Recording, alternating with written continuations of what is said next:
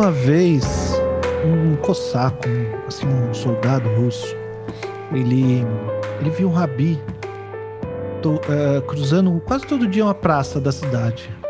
Ele achou estranho aquilo, e o rabi passava quase na mesma hora ali todo dia. E um dia o cosaco perguntou ali, curioso: "Para onde o senhor está indo, rabi?" E o rabi respondeu: Não sei, não tenho certeza. Ora, o senhor passa aqui todos os dias, essa hora, certamente sabe para onde está indo." E o rabi insistiu, né, que não sabia. Ficaram ali naquele debate, o cosaco se irritou, e em seguida ele, desconfiado, né, ele prendeu o rabi, levou para a cadeia. E aí, no momento em que ele pegava a chave, trancava a cela, o rabi olhou para ele de novo e falou: "Como o senhor vê, eu não sabia." Esse conto é maravilhoso, né, Gil? Uhum. Então, nesse episódio, a gente vai falar sobre o que, Gustavo? Olha, conceito, temática, mensagem, articulações plástico-conceituais, a ética das imagens, a contextualização da produção na história da arte, outras áreas que podem afetar a compreensão dos eventos e etc, etc. Ou seja, são muitos temas que foram abordados no curso que eu ministrei agora em maio e junho, chamado Processos Poéticos. São, assim, conteúdos essenciais para quem busca na produção artística um conteúdo, um fazer mais autoral, mais autêntico, e que vão ser conteúdos da próxima edição do curso também, que começa em agosto. Tá? Já adianto, antes que eu me esqueça, e aviso que há uma fila de espera para essa edição, então quem tiver interesse pode entrar em contato pelos nossos canais. Aproveita e escreve para a gente, podcastdesver@gmail.com, dá lá a sua opinião, diz uma palavra, né, ou levanta um tema, uma crítica sobre o podcast, por gentileza. Mas enfim, são temas assim, bastante genéricos aparentemente, mas que são muito fundamentais para o artista exatamente no momento que ele vai executar o seu trabalho, porque ali é que começa de fato o ser artista, o processo, né? Quer dizer, ok, ele já estudou técnicas, ele já tem experiências, mas e aí? Como unir técnica e experiência para construir temáticas, né? De onde pegar referências para se nutrir de subsídios para a realização do seu projeto artístico, do seu trabalho. Então são questões assim, ao mesmo tempo teóricas e práticas, né? São conteúdos ambos indissociáveis, que são absolutamente essenciais para o artista, e a gente decidiu fazer esse episódio assim, pensando em como contribuir aí para os nossos ouvintes, né, que são artistas, que estão envolvidos, implicados no processo de produção autoral. Muito bem, é um tema fascinante, né? E é um tema inesgotável também, eu acho. A primeira coisa que eu me lembro quando a gente fala de autoria é, para variar, uma noção do Lacan de estilo. Quando a gente fala de estilo no desenho, na pintura, uma coisa que o Gustavo sempre me fala é que, olha, não se preocupa muito com o estilo, que o estilo ele vem. Estilo chega naturalmente, vai trabalhando que uma hora o estilo chega, né? Isso, acho que ele se refere ao estilo como o seu modo, quase que os trejeitos que um artista tem ali no desenho, aquela marca dele que você olha e fala, oh, isso aqui, né, como a voz de uma pessoa, isso aqui parece que é o fulano, né? E eu me lembrei dessa noção do Lacan, quando ele fala sobre estilo, ele diz: o estilo é o outro. E geralmente as pessoas citam essa noção, dizendo assim: o estilo é o outro, e não completam a frase. E a frase mesma do Lacan tem um complemento que é bem importante, que é: estilo é o outro para quem o sujeito escreve, ou para quem o sujeito fala. Então, me parece que nessa construção, porque eu acho que é um caminho de construção que às vezes demora, às vezes pode ser complexo, pode ser um caminho que leva, às vezes, muito mais tempo, né, Gustavo, do que o próprio aprendizado da técnica, do desenho, da pintura, ou mesmo da música. Mas nesse caminho eu acho que tem muito uma relação com o outro imaginário, simbólico, esse outro que compõe quem a gente é, né? Desde papai, mamãe, irmão, e que pelo caminho da vida a gente vai olhando para esses outros que compõem quem a gente é, e eles vão meio que definindo, eu acho, né, um pouco a nossa poética, de certo modo. Pois é, tem essa noção interessante de estilo que para mim é muito claro. Eu lembro muito de forma muito presente que na minha assim, adolescência, minha infância mesmo, eu comecei a desenhar de fato assim, estúdios de desenho aos 9 anos. Então era um papo que acontecia ali, né? E eu me lembro que minha professora falava de estilo. Em casa, meus pais, quando eventualmente se referiam à arte, a algum artista, falavam do estilo. Né? Nas galerias que eu sempre vivia meio assim, espiando, falava-se de estilo de fulano, estilo de ciclano. Estilo é uma coisa que, pelo menos no Brasil, foi entronizado até, eu diria assim, final de 90, né? Como se fosse uma característica, obviamente, de cada artista, né? Que fosse assim, um toque pessoal do artista, mas justamente por isso é um fator de agregação de valor, de certo capital simbólico em cima porque é diferente um artista que produz qualquer coisa e um artista que você bate o olho e identifica, aquele lá, esse trabalho é de fulano, esse trabalho. Então isso pareceu agregar, pelo menos assim, digamos, no senso comum no Brasil, um valor inerente à arte. Só o fato de você reconhecer um estilo, né, quer dizer que aquele artista de alguma forma é bom, sei lá, teria algum valor por si mesmo, né? Para mim essa questão, a minha construção, a minha história com as imagens, né, vem da periferia e da escola pública. Então eu sempre vou ter um olhar diferente para arte de rua, que para mim assim, eu comecei acho que a primeira vez que eu apreciei uma pintura era um pichador, na verdade, não era nem grafite, era um pichador lá em Guarulhos que ele pichava com rolinho, em vez de usar o spray, mas ele pichava com rolinho e saía, sabe? Saía bem feito, sabe? Não escorria, era um traço complicado que ele fazia, assim, bem orgânico. A pichação de Guarulhos um pouco diferente da de São Paulo, nesse sentido, os traços geralmente são mais orgânicos, enquanto os de São Paulo são mais duros, mais retilíneos. E eu olhei aquilo e falei, eu jamais conseguiria fazer isso que esse cara faz. Mas na pichação e no grafite também tem uma noção assim de repetição muito, muito forte, muito marcada. Um amigo meu que é artista visual, que veio da pichação, do grafite, na história dele, ele diz que ele passou por essa crise, assim, porque enquanto ele era grafiteiro, ele fazia assim uma coisa.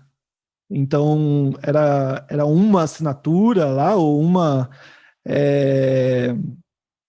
um desenho, e ele repetia aquilo em todos os muros que ele fosse fazer. E a gente vê isso hoje em artistas que são assim, artistas de Bienal, né? O Zezão, por exemplo, é um artista de Bienal, um artista importante. E ele faz aquele desenho azul ali, orgânico, azul e preto, azul... e que ele começou a fazer, tinha quando ele começou, tinha ali algo de interessante, que ele fazia esses desenhos nos córregos, né, principalmente. E era um trabalho super difícil, o cara tinha que entrar dentro do córrego, tinha toda uma técnica para sobreviver ali no ambiente que ele decidiu usar como suporte, e agora ele faz na tela. E a tela que ele faz, aquele mesmo trabalho que ele fazia no córrego, ele faz na tela e vende na galeria. E é absolutamente outra coisa, embora o desenho que ele faz sejam pequenas variações ali desse mesmo tema, né? Cabe muito bem, na verdade, esse conceito de estilo, estilística, nesse âmbito que você menciona aí da pichação, né, do picho, porque justamente são estruturas caligráficas, né? Ou seja, aí cabe sim diferenciações e qualificações de estilo, porque é um tipo de manifestação que implica uma questão fundamentalmente formal. A diferença de um pichador para o outro não é exatamente o conteúdo que ele vai tratar, mas é a forma como ele escreve, né? A própria forma que o identifica. Até porque o conteúdo que escreve só eles se entendem entre si. Nós otários que estamos fora desse contexto simplesmente não entendemos o que está espalhado, né? A pichação é muito interessante porque é uma linguagem subjacente que está em toda a cidade, só que a gente não entende. É como se os pichadores, né, jogassem na cara assim, da sociedade, da classe média para cima, que olha só, é o seguinte, a gente também tem espaços que vocês não acessam. Né? A gente também tem uma linguagem que você é incapaz de acessar e que é só nossa, etc, etc. Isso em todo o bairro, né? Inclusive bairros de elite. Especialmente em São Paulo, que é uma... São Paulo é uma pichação onde tem uma cidade dentro, né?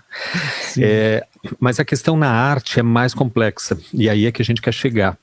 Estilo vai servir para designações formais, ou seja, a gente pode chamar isso de uma redução formalista para as obras. No final de 90, a partir de 2000, passou-se a cada vez mais se usar no Brasil a noção de poética, que seria assim um aprofundamento do estilo, ou seja, um campo de crítica, de análise, de interpretação das imagens, das produções artísticas, que levasse em conta mais do que a forma delas, né? Muito, muito mais do que as relações formais, o que a gente chama de articulações plásticas ou composição. Ou seja, a poética envolve um conjunto de referências que aí, obviamente, passa pela vida inteira do artista, passa pela sociedade como um todo, passa por outras áreas do conhecimento, né, onde o sujeito está implicado, o sujeito artista, né, porque então entende-se, isso é uma concepção bastante pós-moderna, né, que a obra do artista não é simplesmente uma expressão da sua subjetividade que ele bota ali na tela né, num certo momento romântico, inspirado, que ele faz aquilo e aquilo ali. Não, entendeu-se que não, o artista é um sujeito, né, primeiro de tudo, é um sujeito, um cidadão qualquer, como qualquer outro sujeito, cidadão dentro da sociedade. Então, ele está implicado nos mesmos processos ideológicos dessa sociedade. Portanto, assim, a obra que ele vai fazer, a produção que ele vai realizar, nela estão implicados todos os problemas sociais reais da sua como se diz, do seu entorno ali, né, do seu contexto, etc. Então, é preciso ler todo esse contexto, né, de referências e etc, para fazer uma certa leitura das imagens para além do puro estilo, né? Porque é muito bom, inclusive, se libertar dessa ideia de estilo. Tem artistas aí globais que se mantêm ainda assim durante algumas décadas produzindo e ganhando muito dinheiro somente por conta desse reconhecimento de estilo, né? É ruim citar exemplo aqui, nem vou citar o Romero Brito, porque a gente não fica citando esse. Mas é porque ele se sustenta em que somente o estilo. Você bate o olhar, esse aqui é Romero Brito. Parabéns. Então é isso aí, ó, bota mais bota mais 5 mil reais aqui nessa gravura.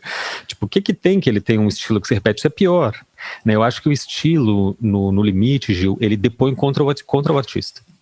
Por quê? Porque o começo da trajetória é assim, o artista luta para justamente conseguir vamos dizer assim, usando a expressão do Lévi-Strauss, uma expressão, uma eficácia simbólica, uma expressão conseguida, para usar a expressão mais do Vygotsky, não é uma expressão mais simples. Quando ele atinge aquela expressão, quando ele encontra em si mesmo, no próprio trabalho, uma certa linguagem que ele fala, né, que ele dá voz, aí seria o momento em que os galeristas aplaudem, compra uma obra e diz, enfim, você tem um estilo. Pois é, esse é o momento que o artista, então, tem que iniciar um processo inverso de desconstrução desse estilo, de desidentificação consigo próprio para a criação de um novo estilo e assim vai. Porque senão o que acontece? Como o Romero Brito, ele repete a si mesmo. Né? Ele acha um estilo e fica repetindo a si mesmo. Quer dizer, então você é o mesmo, durante 30 anos você é a mesma pessoa, não aconteceu nada, não passou por experiência nenhuma que alterou o seu lugar subjetivo e que demande outra forma expressiva. É sempre a mesma coisa, aquela coisa te basta como expressão, então sinto muito, você não é artista. Eu acho que tem uma...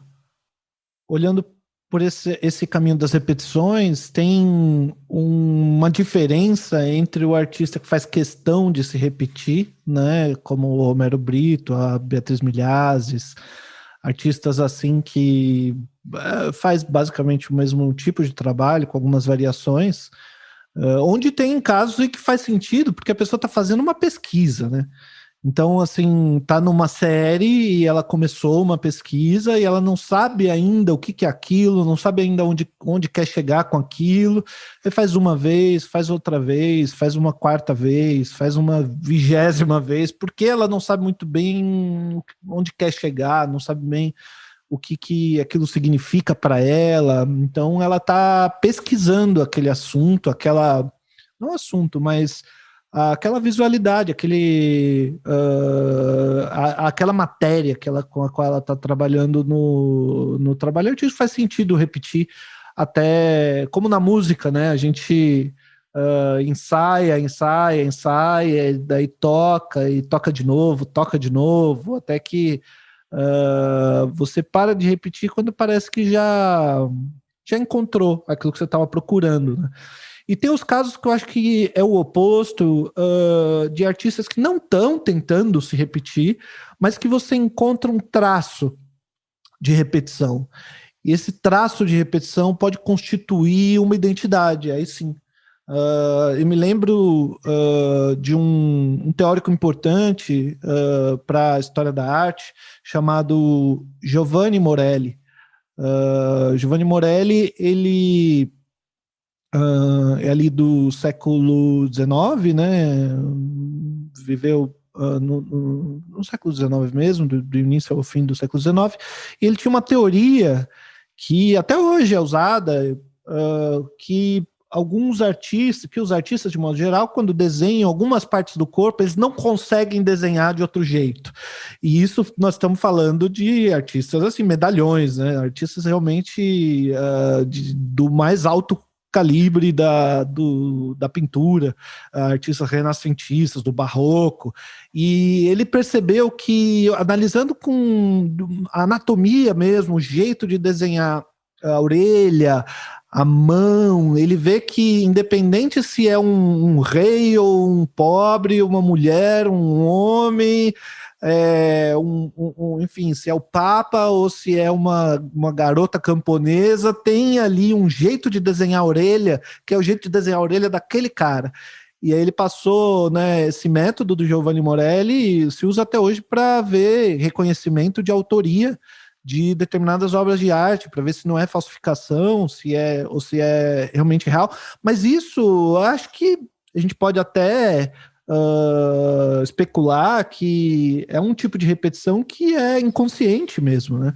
Que é o tipo de repetição que você não se dá conta, que você não percebe, que você não sabe que está fazendo, e que ela surge, né, como um traço que continua aparecendo, né? Aí a gente está falando isso, né? A gente está falando de uma constituição que é mais profunda, né? Eu não sei porquê, mas tem alguma coisa que isso me faz desenhar a orelha sempre dessa forma, né? Eu não sei se a gente, saindo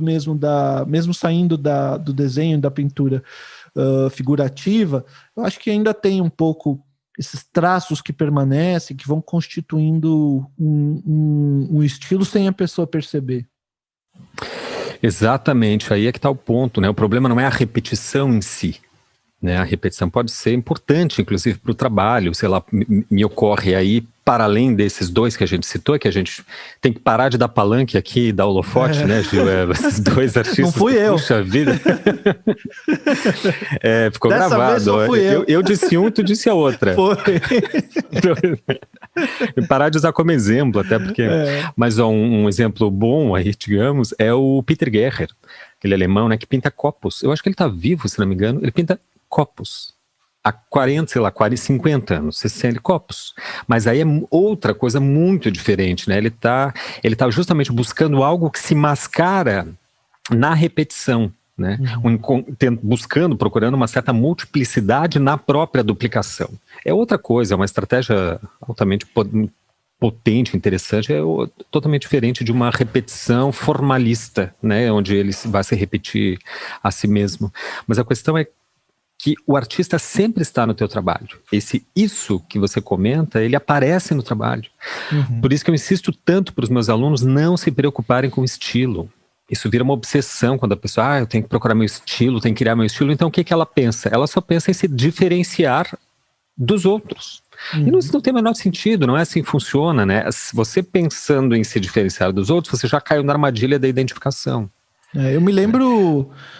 Desculpa te cortar, eu me lembro eu sou aluno do Gustavo, né, de desenho, de pintura, eu tenho 4 anos já, e eu me lembro do momento que eu estava pintando um quadro, né, uma pintura que eu ainda estou trabalhando nela, eu acho que já tem uns 6 meses, né, Gustavo? Tô vergonha de dizer isso aqui, mas é uma pintura grande, viu, pessoal? É normal, a Capela Sistina demorou 4 anos para fazer, a Mona Lisa 5. Tem 6 meses já, mas eu tava pintando assim, ele olhou e falou, por que você tá pintando assim? Eu falei, não sei, mas você tá fazendo um traço assim, sempre na diagonal e tal, e eu falei, pois é, né, eu tô fazendo assim, e ele falou, é teu estilo. Aí eu olhei, ele falou, porque é o jeito que você tá fazendo, né? E tem um pouco do corpo da pessoa também, né, no estilo. Então, assim, eu tenho as articulações frouxas, assim, então quando um médico me examina, ele fala, você devia trabalhar no circo, porque para você, todas as minhas articulações são super frouxas, assim. E isso muda o jeito que eu pinto, né, porque um tipo de, né, o jeito que minha mão pega o pincel e o jeito que o jeito que eu me coloco diante de uma pintura grande e o quanto tempo até que eu consigo ficar em pé na frente dela pintando antes de começar a sentir dor, tudo isso vai impondo uma forma mesmo, né, que é a forma do meu corpo, assim como no canto. O cara canta a partir do aparelho que ele tem, né? O volume, a intensidade, o alcance no grave, no agudo, do aparelho que ele tem. Eu acho que nas artes visuais, quando não é aquele caso que o cara faz um projeto e manda o outro fazer, né? Isso também acontece, né? Exatamente, o corpo aparece. O corpo aparece no teu trabalho, né? Isso eu percebi em mim mesmo, por isso que eu falo com tanta certeza, porque por alguma sorte aí do destino, eu desde adolescente tinha muito claro isso já, de que eu não deveria me preocupar com estilo. Então, o que aconteceu? Eu copiei estilos, entre aspas, de muitos artistas, né? Eu desenhei muito Michelangelo. Copiar é isso mesmo, tá, gente? É reproduzir. Não é copiar para plagiar, assinar como meu e sair vendendo. É um estudo, né, que se faz assim, né? É assim que se estuda, né? Você quer aprender a desenhar, onde é que você vai? Quem é que desenhava? Da Vinci, Michelangelo, então você vai nos mestres, né? Reproduz e tenta justamente, assim, ampliar o teu repertório de sínteses gráficas. Né? E assim você vai aprendendo, aqui esse volume Michelangelo resolve assim, aquele lá o Da Vinci resolve assado. Então né? E desse acúmulo todo, em algum momento vai entrar aí no teu liquidificador inconsciente e quando você joga para fora vai sair tudo aquilo, né? Você vai adaptar para si. É isso, afinal de contas, o que o artista faz, porque não há algo novo. Arte e articular tem o mesmo radical. Ou seja, o que o artista faz é pegar coisas que estão no mundo e colocar de outro jeito. Ele compõe de outra forma. Daí vem outro artista, pega aquilo ali, junta com o que ele tem de seu e compõe de outra forma. E aí você tem outro artista, etc. Quer dizer, na obra vai aparecer todas essas condições, não só físicas, mas aí justamente porque aparecem as condições físicas, Gil, a contingência física do sujeito, do artista, aparece o seu inconsciente também no trabalho. Não poderia não aparecer porque a gente não tem controle nenhum sobre o inconsciente. É o contrário, não é o consciente que aparece, é o consciente que aparece no trabalho do inconsciente. Né? O inconsciente nos move, nos torna de alguma forma, alguns, né, sentem essa movência do inconsciente como uma certa questão, um certo chamado, uma inquietude, e aí se tornam artistas. Os mais fraquinhos da cabeça, né? Outros não, outros vão buscar em outras formas expressivas, como acalmar essa inquietude, etc. Nós encontramos na arte, né, esse meio de elaboração dos elementos do mundo. E para isso tem técnica e tem conceito, né? A gente, claro, obviamente vai abordar as coisas aqui no podcast Desver pelo caminho mais complexo, é claro, porque senão a gente nem faria um podcast, se não for para abordar as coisas do jeito mais difícil, nem gravo podcast, né? Aí a gente vai tentar responder aquelas questões iniciais, responder não, né? Mas falar um pouco sobre elas, aquelas questões que eu mencionei no início, a partir assim da psicanálise até física quântica. Esse conto que o Gil abriu o programa, que é muito bom, né? Maravilhoso, ele está num livro do Amit Goswami, que é um físico quântico, né, muito famoso, aí, talvez um dos expoentes da física quântica na atualidade, chamado Universo Autoconsciente. Esse livro é um que eu recomendo muito, já adianto aqui a minha indicação pro episódio de hoje, de leitura, Universo Autoconsciente. Esse livro você encontra facilmente, tanto nas livrarias como tem um PDF circulando na internet aí, tá? Se alguém se interessar, escreva pra gente, que a gente não vai passar o PDF para vocês, porque é ilegal ficar pirateando o livro. Então, a gente não vai passar, não adianta vocês insistirem em escreverem no e-mail podcastdesver@gmail.com, porque a gente não passa PDF de livro de obra inteira. Pedir. Então, veja, olha o caminho que a gente, pelo menos nesse curso, o Processos Poéticos, Gil, eu fiz uma abordagem, construí um programa que eu acho que deu muito certo, e que, como foi a primeira edição agora nesse semestre, eu consegui melhorar ainda o programa, atualizar ele para uma segunda edição, já corrigir os desvios, né, os problemas. A primeira turma é cobaia, né? A primeira é sempre cobaia, eu deixei bem claro para eles, e o pior é que foi tão bom o curso, a turma foi tão excelente, tão legal, que eu fico daí com medo de os próximos não serem tão bons, porque sempre fica aquela, esse curso tá bom, mas aquela primeira edição é que foi boa, sabe? Eu tenho que me desapegar desse coisa. Assim como o desenho, né? O melhor desenho que você vai fazer é sempre o próximo. Esse é o teu melhor desenho. Os cursos e as produções da vida também é o próximo que será o melhor. Bom, mas eu fiz um programa assim para esse curso que eu acho que deu muito certo, e que a ideia era apresentar referências em geral, teóricas, em sua maioria, para dar subsídios aos artistas assim que estão justamente começando a desenvolver, se preocupar com uma questão autoral em seu trabalho, né, com essas questões de estilo, poéticas e etc. Ou seja, você supera a técnica, porque a técnica, gente, eu sou professor de desenho, tá? Eu me sustento há quase 20 anos como professor de desenho. Mas eu vou admitir uma coisa, que cometeu um sincericídio, que é o seguinte: a técnica se aprende em tutorial no YouTube. Depois a gente corta essa tudo parte. De graça. Depois a gente corta essa parte, se você se arrepender. Ou se os professores de desenho não me matarem, né?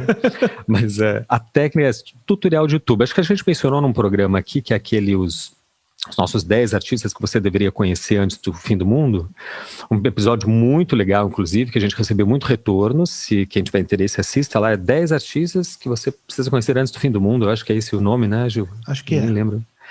E eu cito lá o Patrick Rigon, que é um artista aqui de Porto Alegre, excepcional, e eu uma vez perguntei para o Rigon qual foi seu mestre, porque o nível de desenho dele, de pintura, é incrível, e ele disse: o YouTube. É isso aí, quer dizer, tá tudo no YouTube, a técnica, não tem mais sentido hoje você cobrar pela técnica, porque o conhecimento já está difundido, né? Você pode cobrar, obviamente, como professor e tal, mas você cobra daí por realizar uma experiência, por efetivar experiências no teu público, não é ensinar técnica, porque isso é tutorial de YouTube e prática, né? Agora, quando o sujeito que quer ser artista supera esse limiar da técnica, que não é fácil, não estou dizendo que seja fácil, tá? Vá tutorial de YouTube e treino aí para conseguir constituir um certo domínio mínimo, dá trabalho, né? O Gil sabe. Croquis Café, as nossas sessões lá de modelo vivo virtual do Coletivo Figure, os cursos do Gustavo Dias de anatomia artística, dizem que são muito bons, inclusive. Agora, quando você supera isso, você chega num ponto, Gil, que eu cheguei, você bem me lembra ali pelos 27, acho que precisamente 27, eu me lembro de me colocar a pergunta, tá, beleza, acho que eu sei minimamente aqui mais ou menos, aprendi um pouco de como fazer o bagulho, mas o que eu vou fazer? Né? Que diabos eu vou fazer afinal? Qual é o objeto do meu trabalho? Né?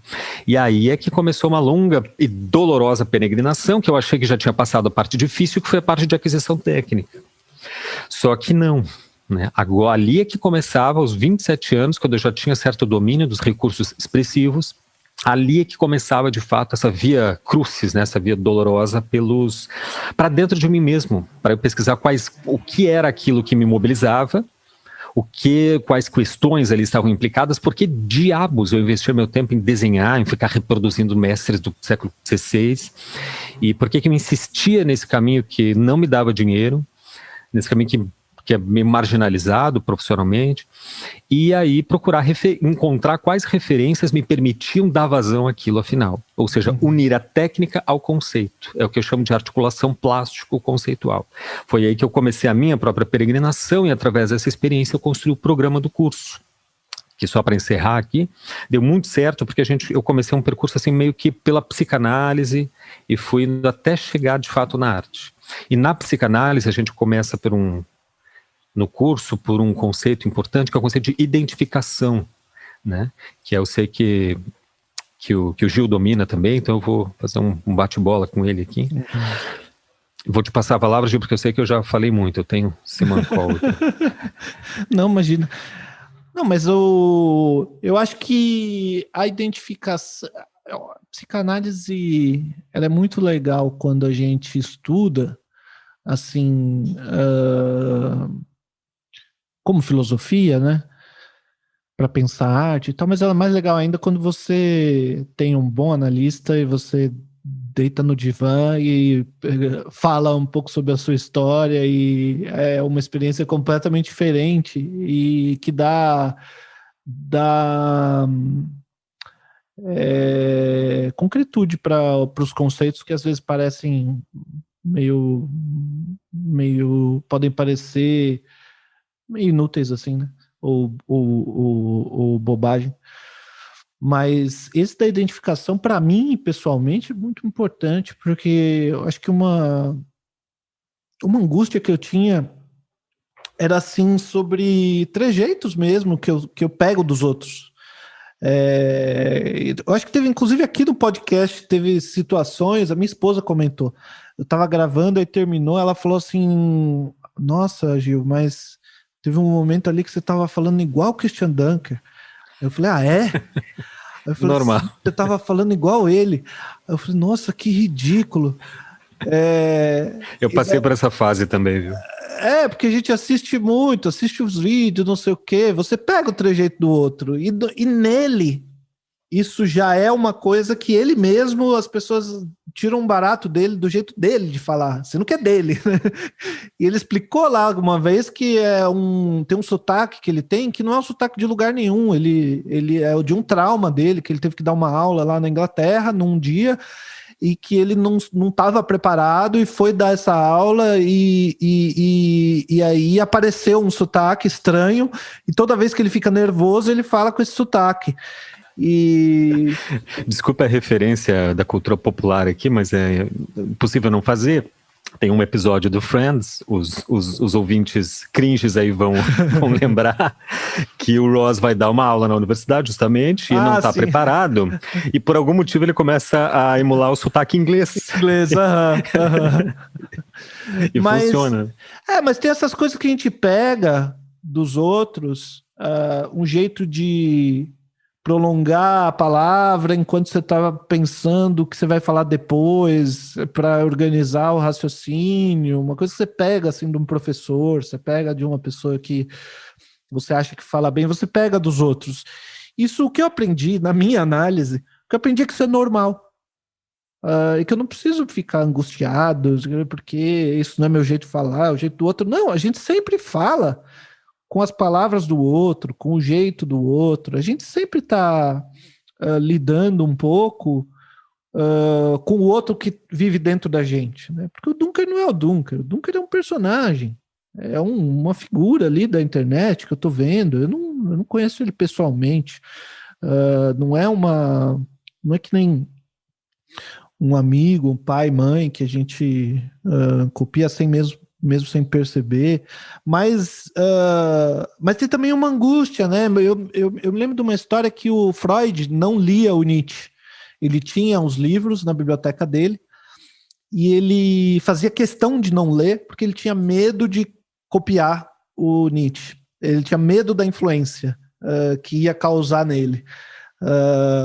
Eu mesmo, enquanto estou escrevendo, eu estou escrevendo um romance, né? Faz muito mais tempo do que a pintura, porque assim, eu faço várias coisas, faço música, faço pintura, faço literatura, mas eu demoro. Esse é o segredo de trabalhar com várias linguagens ao mesmo tempo. Eu demoro, porque o tempo que eu deveria estar focando em uma coisa só, eu estou fazendo várias ao mesmo tempo e deixo de me concentrar, então demoro muito para entregar qualquer coisa, que é uma desgraça. Mas enquanto eu estou escrevendo, eu tomo muito cuidado com o que eu vou ler, porque eu sei que se eu começar a ler um romancista que me agrada muito, isso vai me influenciar na escrita e eu quero pelo menos terminar esse livro sem mudar muito o estilo. Então, eu acho que esse tipo de angústia em relação à cópia existe, é algo que a gente tem que aprender a lidar, né? Por outro lado é normal. Quem a gente é muito formado pelas pessoas que a gente admira. Eu acho que essa clareza de que a gente admira algumas pessoas e essas pessoas, alguns trabalhos, e essas pessoas influenciam em quem a gente, na constituição de quem a gente é algo que faz parte da constituição do sujeito, né? Então, por um lado, isso leva, né? Bom, na psicanálise, a ética é a ética do desejo, né? O desejo é um tipo de uma relação com a falta. E a gente tenta preencher essa falta com o outro. Esse outro que está lá adiante, a gente quer botar aqui para dentro para tampar algo que a gente não é, né? E que, quem sabe, a gente quer ser. E conforme a gente vai tentando ser esse outro que a gente olha lá fora e admira, a gente começa a copiar esse outro para tentar ser aquilo que a gente não é. E nesse caminho a gente passa a ser alguma coisa que não é aquele outro. E que é uma mistura desses outros e que é a gente e que forma a nossa identidade, né? Esse paradoxo o artista tem que passar, e por isso que eu meio que aprofundo isso no curso, logo de início, que é o fato de que o processo de identificação é um processo essencialmente alienante. Não há identificação sem alienação, o que parece até um paradoxo, né? Mas é assim que acontece. Você citou aí o Freud, que tinha essa relação com Nietzsche. Ele tinha também uma relação curiosa, um pouco parecida com um contraparente do Freud. Eu acho que era primo da esposa do Freud, que era o Arthur Schnitzler. O Arthur Schnitzler é um dos meus autores favoritos. Ele também é vienense, muito parecido com Freud. E veja, eles conviveram no mesmo tempo, tinham praticamente a mesma idade, eram do mesmo círculo, da mesma família. E o Freud de vez em quando se correspondia com o Schnitzler, era um leitor do Arthur Schnitzler, e ele diz numa carta, essa carta ela está publicada assim, em toda edição de qualquer livro do Arthur Schnitzler, obviamente que tem a edição de uma carta que o Freud fala sobre isso, sobre o Schnitzler. Ele diz que o Arthur é, de alguma forma, o seu próprio duplo. Por isso que a vida inteira ele evitou um contato, evitou um encontro real com o Arthur Schnitzler, porque ele lia as obras, e as obras eram, para Freud, as obras do Schnitzler eram tão... Acho que é mais ou menos a relação que ele tem com Nietzsche. Ele explicava tanto a psicanálise, era quase uma dimensão, um adiantamento da dimensão psicanalítica que o próprio Freud só ia teorizar depois, que ele adiou esse encontro, né? Se não me engano, acho que eles nunca de fato se encontraram, ou se encontraram foi uma vez só, já no final da vida. O que é muito curioso, né? Porque, veja, Freud, um dos pensadores mais originais, né? Do último século, sei lá, tem esse medo de copiar, né? Medo de referências. Eu tinha um amigo que era absolutamente talentoso, muito inteligente, e que ele era queria ser artista, né? Tinha a gente se conheceu na adolescência, então ele tinha esse projeto de ser artista, e de fato hoje é, só que ele tinha uma coisa estranha, que assim, ele não via obra de arte nenhuma, para não se influenciar. Eu já achava aquilo muito louco. Sabe o que ele faz hoje, Gil? Ele pinta naturezas mortas. É isso que acontece. Quando você não quer ver referência, para você não ser... não cortar a sua criatividade, essa expressão ridícula. Mas isso vai impedir, vai tolher minha criatividade, para que essa coisa absurda não aconteça, acontece o inverso, ou seja, se você não vai procurar referências, você não encontra a sua voz. Daí é que o processo de identificação é alienante, ou seja, é a partir de um outro que você pode identificar a si mesmo. Não é a partir de si mesmo que você identifica e autoriza a si mesmo. É sempre a partir de um outro, esse outro ou como instância imaginária, ou como... Enfim, os referentes culturais que você vive, familiares, etc. Tudo que está no teu contexto, no contexto do artista, né? Me parece muito estranho a pessoa dizer que não vai ver outros referenciais para não atrapalhar a sua criatividade. Para mim, a fonte da criatividade é ver muitos trabalhos diferentes, né? Daí eu tenho dois conceitos que são muito caros na minha formação. Um é de uma escritora, uma teórica do design, que se chama Robin Williams. Exatamente como o nome do ator, mas é uma designer americana. Escreveu um livro que eu recomendaria. Eu tenho 20 anos de profissão como designer, e nesses 20 anos só tem um livro de design que eu recomendo para as pessoas lerem. Eu recomendo para todo mundo, que se chama Design para quem não é designer. Eu recomendo principalmente para designers esse livro, porque é realmente muito bom. Ele traz conceitos fundamentais do design. E um dos conceitos que a Robin Williams diz é que ela diz assim: olha, pode copiar. Quer copiar? Copia. Pode copiar, não vai ficar igual. Não vai ficar igual, principalmente no design, porque o conteúdo é outro. Sabe, você começa copiando e vai trabalhando. Quando você terminar, você olha para o teu e olha para aquele que você copiou, você vai ver que está diferente. Então vai lá, copia, não tem problema. E um outro conceito caro para mim nesse sentido é o da antropofagia, né? Do Oswald de Andrade, que acho que está até na descrição do nosso podcast, né? A frase final é: só me interessa aquilo que não é meu.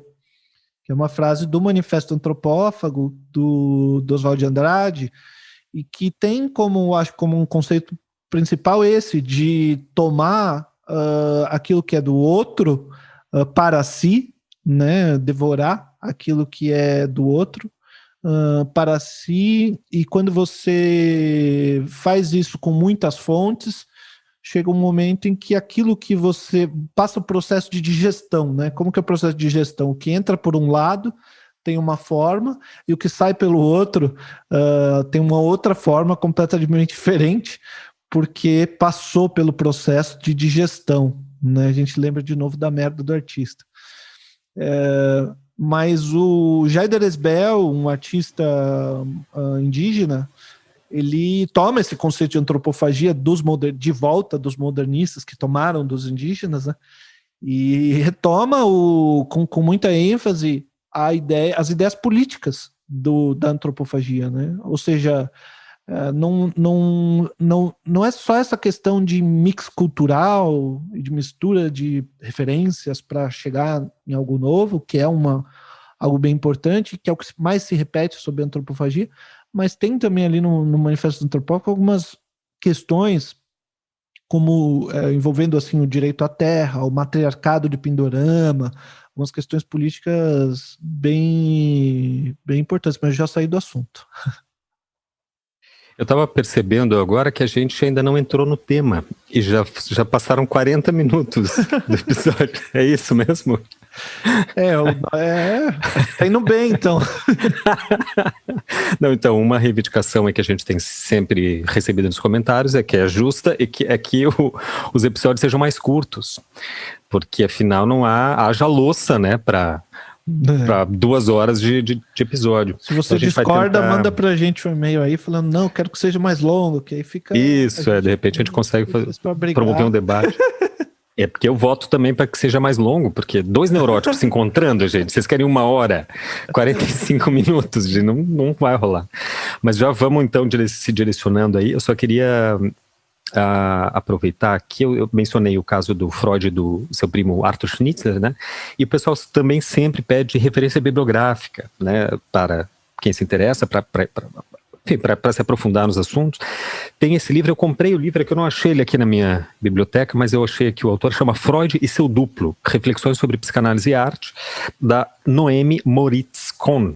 Noemi Moritz, Freud e seu duplo, que conta justamente essa história que eu resumi aí grosseiramente entre o Freud e o Schnitzler, né?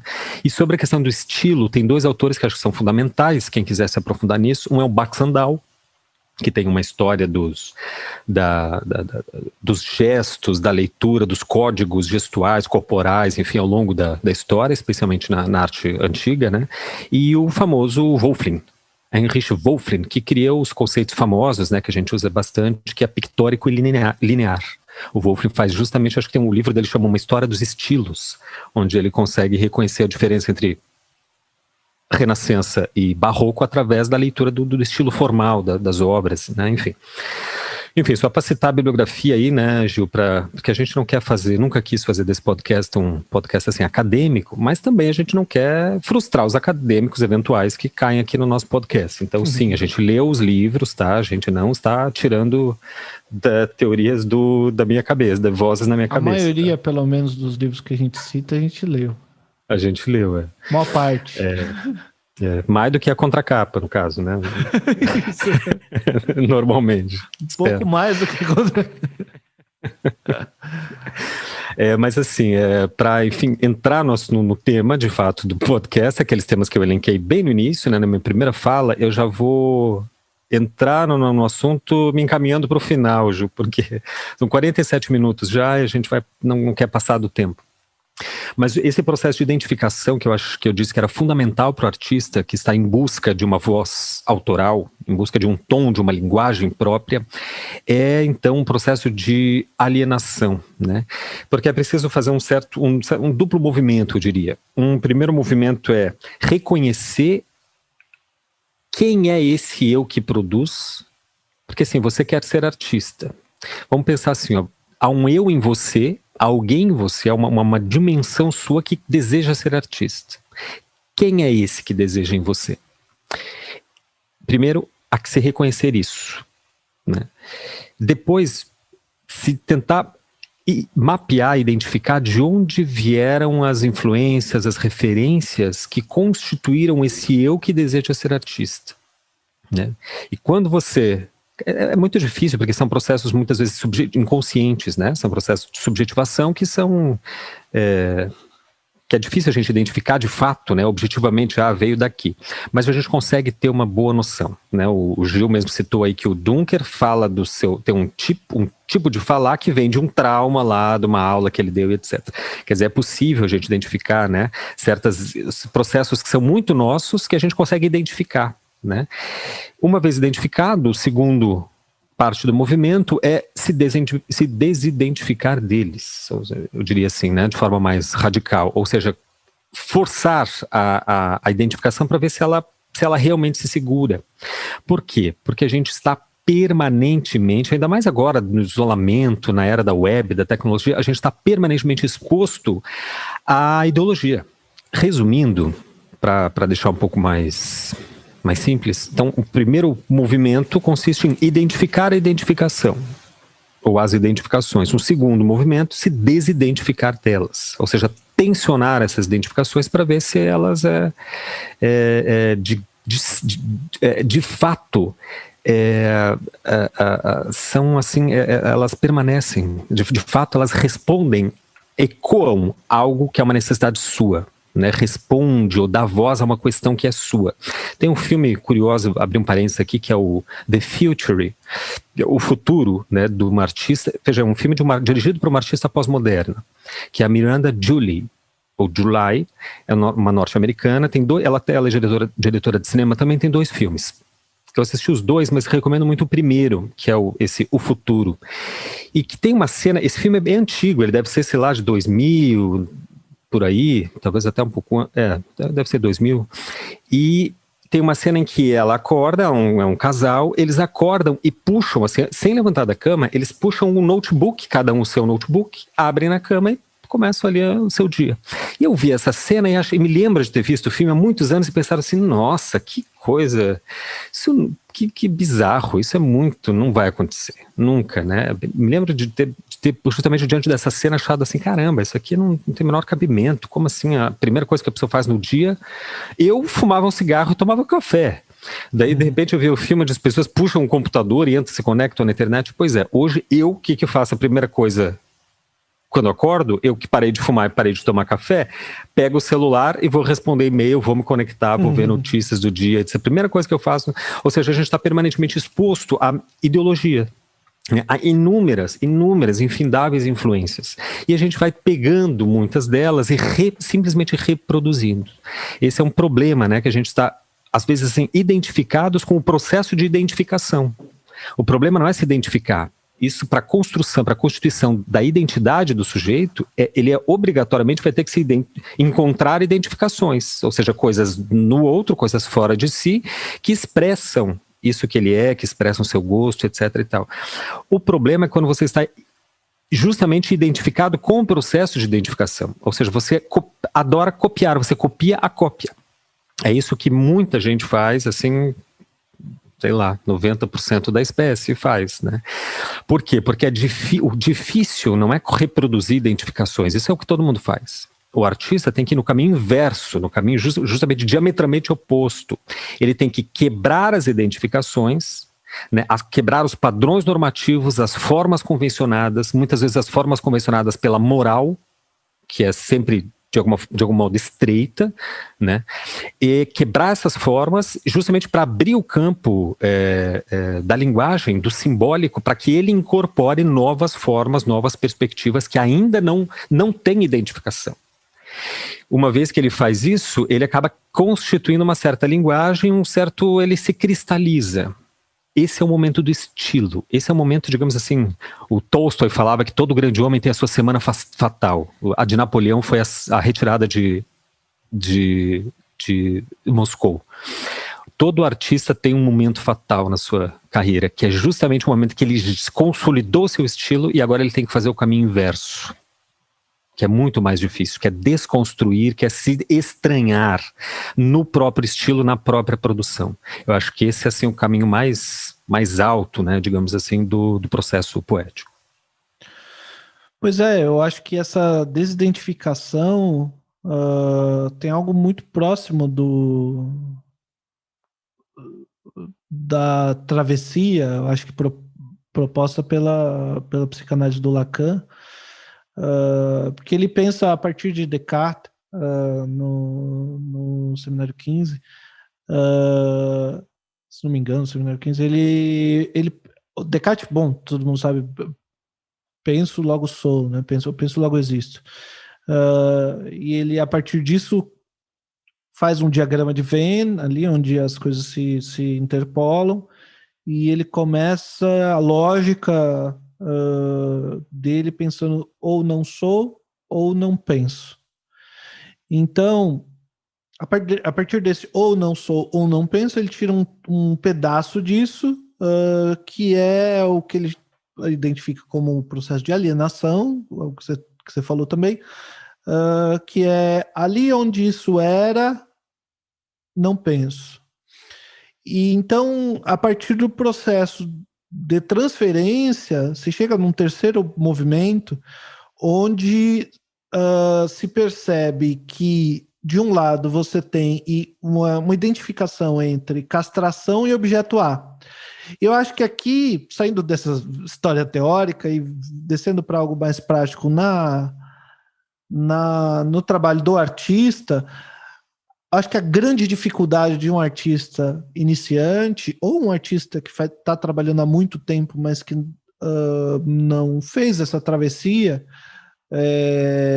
no seu trabalho como artista, que não precisa ser necessariamente na psicanálise, mas eu acho que todo artista tem que fazer uma travessia, que é a travessia da castração, que é justamente essa, o que é a castração, né? Tem ali, você, desde logo quando criança, você percebe que existe o falo não como um órgão do corpo, mas como um significante, que é ali onde está a atenção de todo mundo, onde está, né, a pessoa que todo mundo olha, que todo mundo admira, e você acha que esse falo está com você.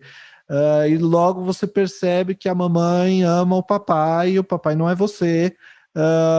E aí nessa diferença, né, entre mamãe e papai, o que um tem, o que o outro não tem, você olha para você mesmo e tem que se virar com o fato de que você não é o centro do mundo, você não é o centro das atenções, você não é você não está no lugar que ocupa essa divindade, o bebê, né? Essa majestade, o bebê que ocupava, você já não é mais.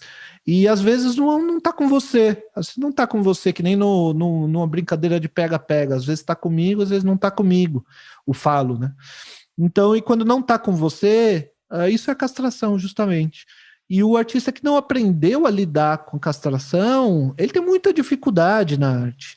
Então ele está lá numa exposição, que tem uma exposição coletiva, tem uma peça dele, tem peça de outros, está todo mundo olhando o trabalho do outro, não está olhando o trabalho dele, ele já fica chateado, e aí no próximo trabalho ele tenta fazer um trabalho que parece mais com aquele outro que estava todo mundo olhando, não com o dele, e ele olha para a demanda de mercado, o que todo mundo está comprando, o que todo mundo está querendo ver, o que tá saindo mais, né? Que nem na quitanda, assim, você chega, o que tá saindo aí? Exatamente. Não, essa é a pior versão de artista e é o que mais dá por aí, né, Gil?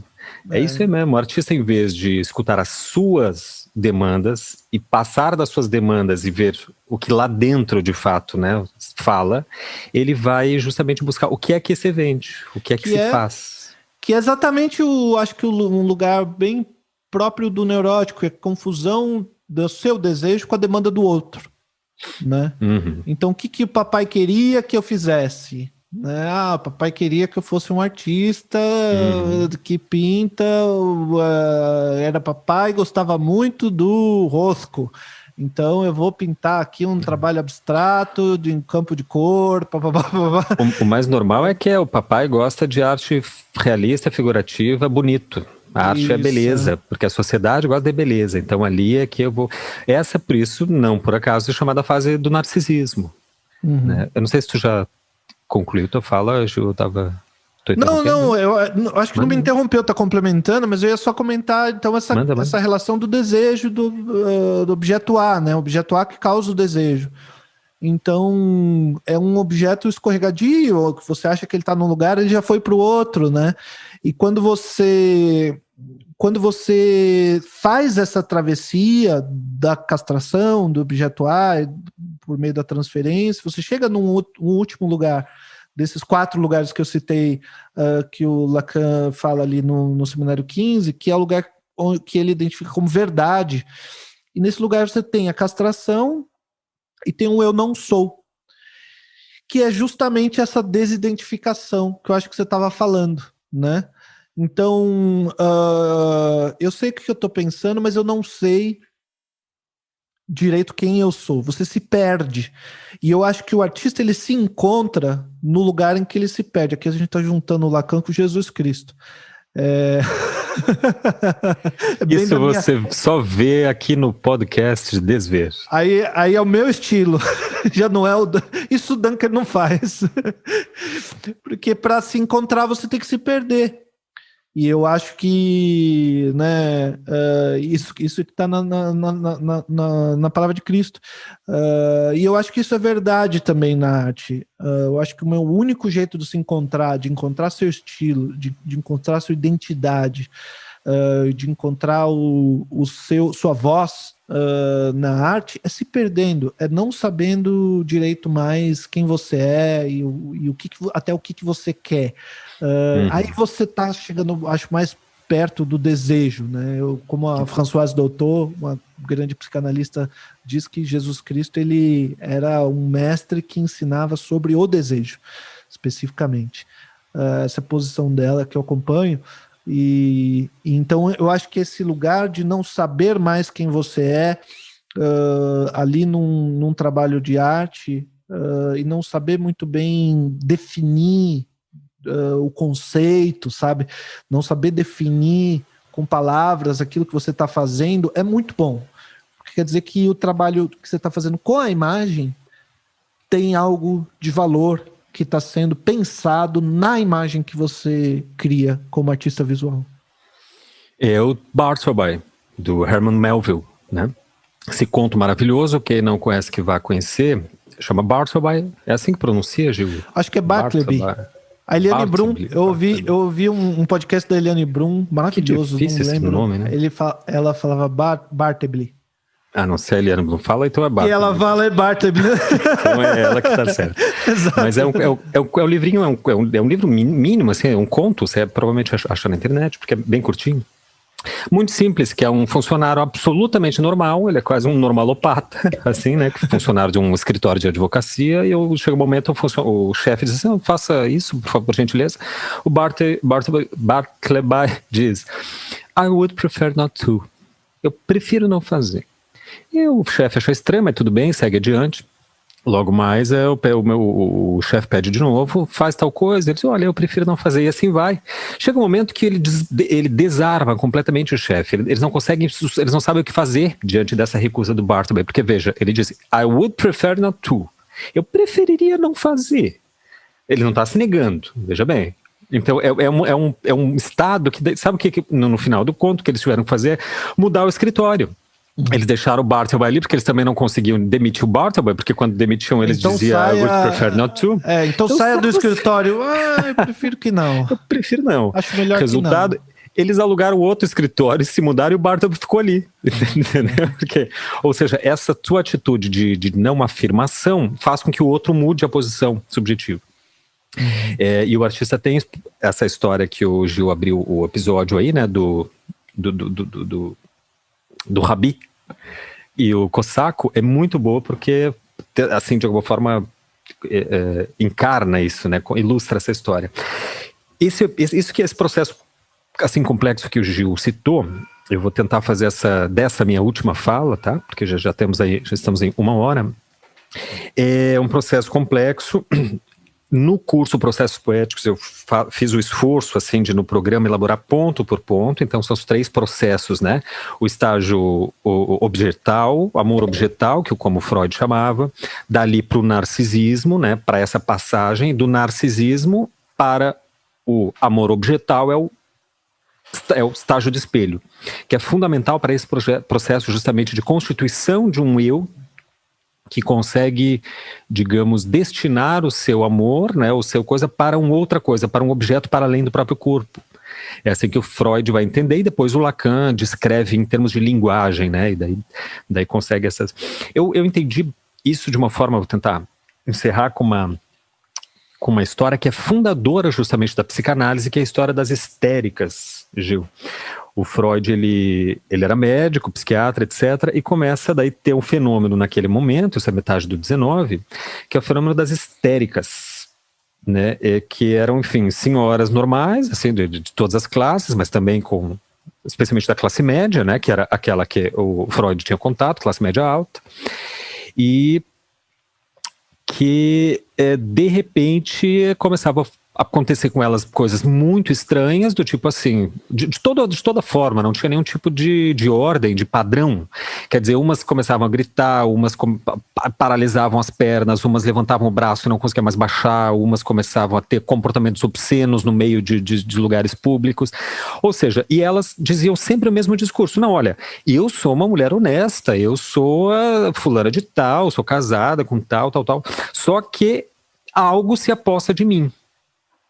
Algo toma conta do meu corpo, mas eu não sou isso. Daí que vem a psicanálise e diz assim, né? O Lacan tem a frase sintética maravilhosa, né? Onde há isso, que emerja um eu, que eu faça emergir um eu.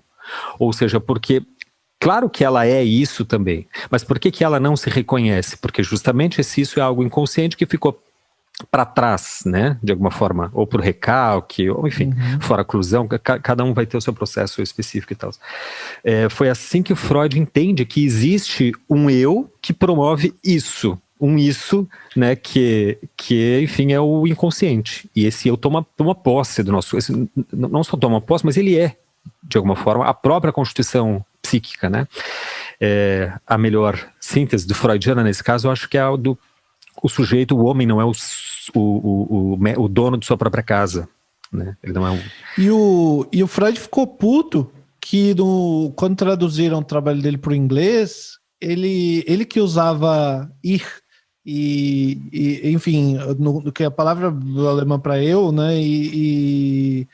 Enfim, que usava as palavras mais comuns possível, mais correntes possível. Ele tinha um esforço enorme para simplificar a teoria dele no alemão. Na hora que traduziam para o inglês, o cara botou do latim id, ego, eu achei bárbaro quando eu estava lendo no Freud isso, que era muito óbvio o jeito, na hora que ele explica, é muito óbvio, ele diz assim, olha, eu ouvia do paciente dizendo, isso me fez falar uma coisa que eu não queria. Ele era, bom, isso me fez falar algo que eu não queria. Bom, então tem duas situações, dois lugares, né? Assim que ele, na teoria dele, ele trata como lugares. Tem um lugar maior que esse isso, que eu não sei o que é. Esse isso que... Então a função da psicanálise seria essa, onde haja um isso, né, que emerja um eu. Por que isso serve para a arte e para o processo de constituição da poética de um artista, né? Porque precisamente a questão do artista é se encontrar para além no que resta, para além desse processo de identificação. Isso significa o certo desnudar-se, desvestir-se das imagens prosaicas, do simbólico, que nos definem precisamente na medida em que desconsideram o que nos é próprio. Esse é o problema, o paradoxo da identificação, né? Quando você se identifica com alguma coisa, quando me dizem assim, Gustavo, quem é você? Aí eu vou dizer, bom, eu sou um artista visual, sou heterossexual, sou sou cringe, pronto. Eu me identifico com uma coisa que não sou eu, porque eu não inventei o termo cringe, eu não inventei as artes visuais, eu não inventei né? Então, para eu me identificar, eu tomo do simbólico, que é sempre uma palavra, né? Uma forma, e me identifico nela. Só que eu não sou aquela forma. Justamente para eu me identificar naquela forma, eu preciso abrir mão de um campo que é só meu e que não cabe na forma. Porque a forma é de todos, é coletivo, é justamente do plano simbólico. Então, qual é o objetivo digamos assim, o núcleo do fazer poético? É justamente de implicar o desejo do sujeito no seu processo de produção, né? A gente citou aí como é que a Helene Blum falava? Bartleby. Bartleby. É difícil esse nome, cara. Eu citaria ainda duas outras obras que eu acho que ilustram muito bem isso, que fica mais fácil de entender. Uma que é aquela relação do branco sobre fundo branco, do Kazimir Malevich, né? E a obra do John Cage. Vocês sabem, né? O Kazimir Malevich, esse artista russo comunista, né, no comecinho do século, primeiras 2 décadas do século XX, criou lá o movimento que ele chama depois de suprematismo, cujo, assim, a obra máxima é o quadrado preto sobre fundo preto, que depois ele transformou numa série de quadrados brancos sobre fundo branco. Então ele pega uma tela que é branca, pinta de branco, em cima da tela branca pinta o quadrado branco. E aí pronto, e é isso, né? Diz ele, o próprio Malevich, ele tem uma pequena autobiografia, ele diz que depois que chegou nessa conclusão do quadrado preto sobre preto, que foi o primeiro, ele ficou assim em estado de torpor, de depressão, ficou uma semana de cama e tal. O que o Malevich chegou, né? Ele chegou numa eliminação radical de um paradoxo que é constitutivo da própria visualidade, que é a contradição figura-fundo. É preciso haver uma diferença entre figura-fundo. Se não houver diferença, você não vê nada. Então, o que é um quadrado branco sobre o fundo branco, o que é um quadrado preto sobre o fundo preto, etc. Quando o John Cage, que já é esse músico contemporâneo da década de 70, em Nova York, está pesquisando lá Malevich, pesquisando Klee, Kandinsky, etc. Quando ele sabe do quadrado branco, ele se faz uma pergunta a si mesmo, que é fantástica, que é o seguinte: bom, o Malevich chegou no vazio, né, na não imagem, na não formatividade, no terreno das artes plásticas, visuais. O que seria essa mesma pergunta se respondida no meio musical? O que é o não som? Aí que ele faz aquela pesquisa famosa, acho que a gente já citou aqui, né, que ele se entra numa câmera anecoica, se fecha, né, uma câmera que bloqueia a atmosfera, então não tem som, e quando ele se fecha lá dentro, ele começa a ouvir o batimento cardíaco, o sangue e tal, e daí entende que o silêncio é um conceito filosófico e faz o seu 4 e 33 segundos de silêncio. É isso o tempo, né? 4 minutos e 33 segundos. Uhum. O que essas obras dizem? Dizem o seguinte: que abre-se ali um espaço para que o espectador diga. É o contrário. No quadrado branco, você projeta coisas, né? Durante os 4 minutos e 33 segundos do John Cage, o público é que toma o espaço digamos, destinado tradicionalmente ao artista, e o som que ele emite passa a ser a composição em si. Porque enquanto os músicos estão durante 4 minutos e 33 segundos parados no palco, a plateia começa a cochichar, começa a se balançar na cadeira, se mexer, ou seja, produz um som. Uhum. E é esse momento ali que que a arte, digamos assim, acontece, que os 4 minutos e 33 segundos acontecem, e ele, portanto, é sempre diferente. Né? Ele é uma obra absolutamente incapaz de ser reproduzida, curiosamente, né? Porque ele vai ser sempre diferente, porque o público vai ser sempre diferente, o contexto vai ser sempre outro, e etc. Ou seja, toda obra, acho que o que ela tem, assim, obra artística, o que ela tem de mais fundamental, mais característico, é algo que o Nicolas Samori cita, chama de muda evidência. O Nicolas Samori, a gente já citou diversas vezes no podcast, eu acho que é para mim, o maior artista hoje da contemporaneidade, esse italiano, né? Ele diz que é uma muda evidência. Quer dizer, se a obra é uma muda evidência, olha a profundidade desse termo, Gil. Ele diz isso assim, numa entrevista, diz, a obra é isso. É uma muda evidência. É muito forte isso, né? É muito poderoso. Uma muda evidência quer dizer o seguinte, que ela é evidente, ou seja, ela é impossível não vê-la, só que ao mesmo tempo ela é muda.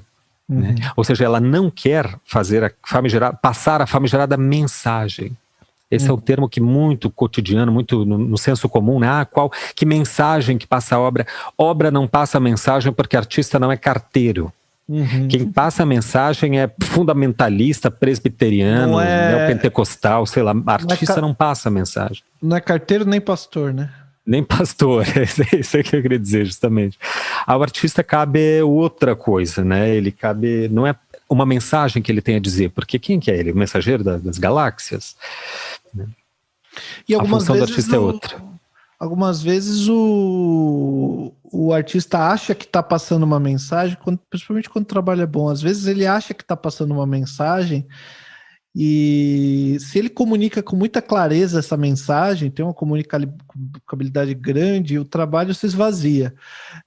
E se a mensagem para ele, a mensagem está lá, mas não está muito bem comunicada, ela não chega no espectador, né?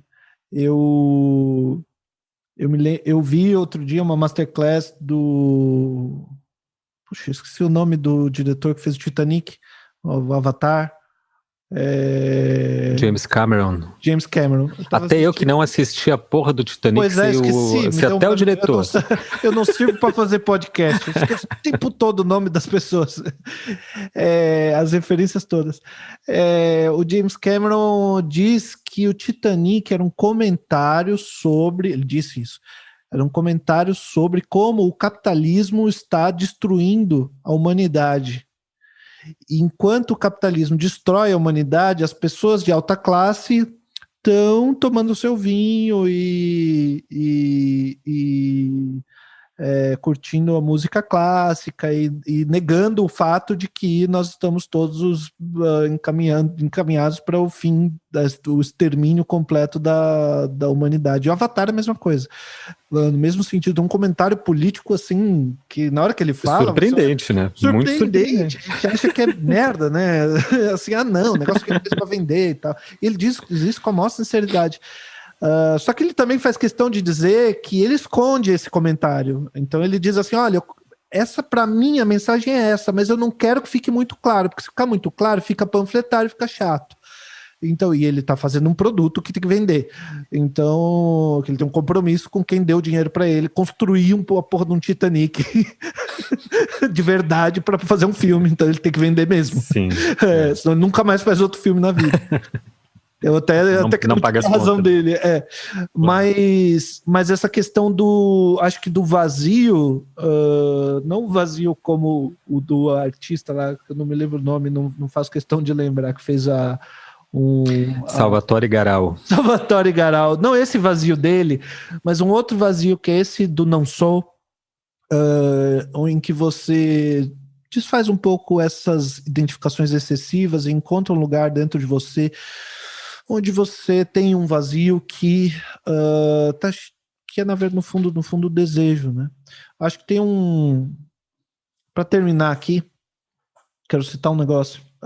Deixa eu passar as indicações, Gil, daí você fecha com, tá bom. com o poema, porque eu já imagino qual poema você vai dizer. Eu acho que depois dele não se pode dizer mais nada.